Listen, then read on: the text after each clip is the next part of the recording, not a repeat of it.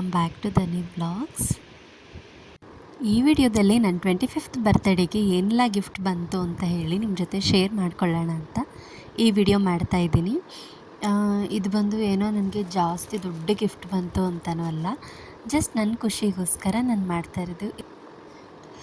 ನನಗಂತೂ ಇವಾಗ ನಾನು 20th ಬರ್ತ್ಡೇ ಸೆಲೆಬ್ರೇಟ್ ಮಾಡ್ಕೊಂಡಿದ್ದೆ ನೆನಪು. ಯಾಕಂತಂದರೆ ಎಷ್ಟು ಬೇಗ ದಿನಗಳು ಹೋಗ್ತಿದೆ ಅಂತಂದರೆ, ಓಕೆ ಇವಾಗ ಆಲ್ರೆಡಿ ಮೊನ್ನೆ ತಾನೇ 20 ವರ್ಷದ ಬರ್ತ್ಡೇ ಸೆಲೆಬ್ರೇಟ್ ಮಾಡ್ಕೊಂಡಿದ್ದೆ. ಈಗಾಗಲೇ ನನಗೆ 25 ವರ್ಷ ಅಂತಂದರೆ 5 ವರ್ಷ ಹೆಂಗೆ ಹೋಯ್ತು ಅನ್ನೋದೇ ಗೊತ್ತಾಗ್ತಾ ಇಲ್ಲ.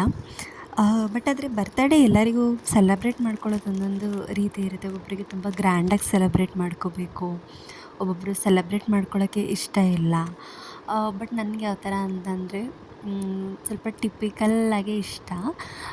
ಬೆಳಿಗ್ಗೆ ಎದ್ದು ಸ್ನಾನ ಮಾಡಿ ದೇವಸ್ಥಾನಕ್ಕೆ ಹೋಗಿ ಸ್ವಲ್ಪ ಹೊತ್ತು ದೇವಸ್ಥಾನದಲ್ಲಿ ಟೈಮ್ ಸ್ಪೆಂಡ್ ಮಾಡಿ ಹೊರಗಡೆ ತಿಂಡಿ ತಿಂದ್ಕೊಂಡು ಮನೆಗೆ ಬಂದು ಮನೇಲಿ ಪೂಜೆ ಎಲ್ಲ ಮಾಡಿ ಮಧ್ಯಾಹ್ನಕ್ಕೆ ವೆರೈಟಿಯಾಗಿ ಅಡುಗೆ ಎಲ್ಲ ಮಾಡಿ ಮತ್ತು ಸಂಜೆಗೆ ನಾರ್ಮಲ್ ಚಿಕ್ಕದಾಗಿ ಕೇಕ್ ಕಟ್ಟಿಂಗ್ ಮಾಡಿ ಹೊರಗಡೆ ಎಲ್ಲಾದರೂ ಹೋಗೋದು. ಇಲ್ಲ ಅಂತಂದರೆ ಮನೆಯಲ್ಲೇ ಊಟ ಎಲ್ಲ ಮಾಡಿಕೊಂಡು ಮನೆಯಲ್ಲೇ ಇರೋದು. ಈ ಥರ ಆ್ಯಕ್ಚುಲಿ ನಾನು ಎಕ್ಸ್ಪೆಕ್ಟ್ ಮಾಡಿದ್ದು. ಬಟ್ ಈ ಸಲ ಅಂತೂ ನನ್ನ ಬರ್ತ್ಡೇ ತುಂಬ ಚೆನ್ನಾಗಿ ಸೆಲೆಬ್ರೇಟ್ ಆಯಿತು.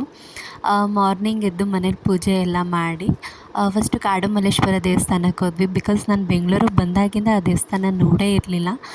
ಸೊ ಅದಕ್ಕೆ ನನ್ನ ಹಸ್ಬೆಂಡು ಓಕೆ ಆ ದೇವಸ್ಥಾನಕ್ಕೆ ಹೋಗೋಣ ಅಂತ ಹೇಳಿಬಿಟ್ಟು ಅಲ್ಲಿ ಕರ್ಕೊಂಡೋದ್ರು. ಕರ್ಕೊಂಡೋಗಿ ಅದಾದಮೇಲೆ ಒಂದು ಚಿಕ್ಕ ಪಾರ್ಟಿ ಹಾಲ್ ಥರ ಹೋಗಿದ್ವಿ. ಅಲ್ಲಿ ನನಗೆ ಇಷ್ಟು 25ನೇ ಬರ್ತ್ಡೇಗೆ 25 ಥರ ಗಿಫ್ಟ್ಸ್ ಅಂತ ನಾನು ನೋಡಿದ್ದೆ, ತುಂಬ ಕಡೆ ಕೇಳಿದ್ದೆ. ಓಕೆ ಈಗ ನನ್ನ 20 ಬರ್ತ್ಡೇಗೆ 20 ಗಿಫ್ಟ್ಸು ಆ ಥರ ಎಲ್ಲ ಕೊಡ್ತಾರೆ ಅಂತ ಅಂದ್ಬಿಟ್ಟು ನಂಗೆ ಗೊತ್ತಿತ್ತು. ಬಟ್ ನನ್ನ ಹಸ್ಬೆಂಡ್ ಎಕ್ಸ್ಪೆಕ್ಟ್ ಮಾಡಿರಲಿಲ್ಲ. ಬಿಕಾಸ್ ಬರ್ತ್ಡೇಗೆ ಅಂತಲೇ ರಿಂಗೆಲ್ಲ ಕೊಡಿಸಿದ್ರು. ಓಕೆ ಬಿಡು, ರಿಂಗೆಲ್ಲ ಕೊಡಿಸಿದ್ರು, ಓಕೆ 25th ಬರ್ತ್ಡೇ ಓಕೆ ಚೆನ್ನಾಗಾಯಿತು ಅಂತ ಅಂದ್ಕೊಂಡಿದ್ದೆ. ಬಟ್ ಅಲ್ಲೋಗಿ ನೋಡಿದಾಗ ನನಗೆ ಫುಲ್ಲು ಶಾಕು. 25 ಗಿಫ್ಟ್ಸು. ಮತ್ತು ಎಲ್ಲ ಏನಂತಂದರೆ ನನಗೆಲ್ಲ ಯೂಸ್ಫುಲ್ ಆಗೋವಂಥದ್ದೇ, ನಾನು ಡೈಲಿ ವೇರ್ ಮಾಡೋವಂಥದ್ದೇ.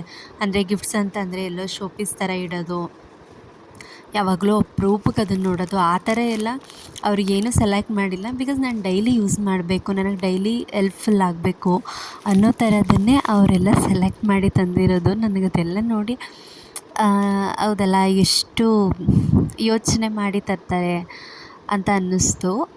ಮತ್ತು ಈ ಕಾರ್ ಬಂದು ಆಟ ಆಡೋಕ್ಕೆ ಅಂತ ಹೇಳಿ ತಂದಿದ್ದೆ. ಯಾವಾಗಲೂ ಅಂದರೆ ನಾನು ಕೆಲಸದಿಂದ ಬಂದು ಸ್ವಲ್ಪ ರೆಸ್ಟ್ ಮಾಡ್ತಾ ಇರ್ತೀನಿ ರೂಮಲ್ಲಿ. ಸೊ ಅಂಥ ಟೈಮಲ್ಲಿ ಕೂತ್ಕೊಂಡು ಆಟ ಆಡು ಅಂತ ಅಂದ್ಬಿಟ್ಟು ಅದು ತಂದುಕೊಟ್ಟಿದ್ದು.